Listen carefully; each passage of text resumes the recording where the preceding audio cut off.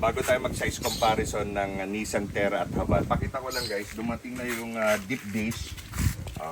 Okay, dumating na yung deep dish. Anyway, mag-review naman tayo ng mas detalyado doon sa mga accessories. Pero dumating na yung deep dish, itong silicone sa gitna, sa center console, nandiyan na rin. Para protektado at hindi magasgasan. May kasama na rin siyang parang makapal na tip dito na dinidikit. Ito, yun nga lang, hindi perfect yung pagkakabit.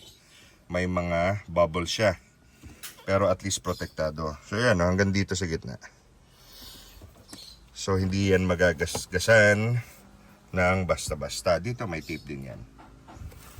Dito naman sa gitna, naglagay ako. Ito, makapal sa Lazada rin. Mas komportable din dahil mas malambot siya at protektado. May baby kasi kami, may toddler kami rather. So kahit na anong gawin niya dyan, hindi basta magagasgasan. At naglagay na rin kami ng screen protector dito sa 15.6 na screen natin.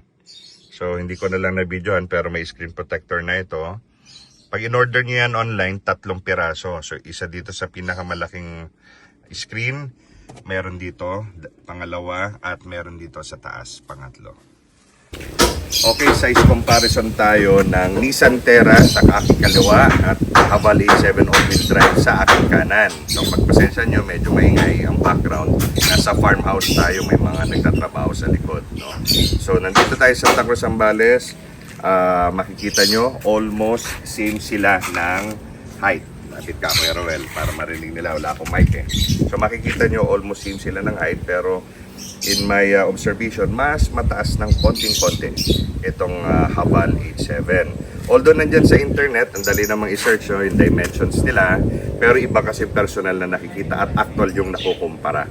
So sa susunod, pupunta naman ako doon sa kabilang bahay namin, kumpara natin yung Fortuner at EcoSport. Yun lang kasi yun yung available natin mga sasakyan doon.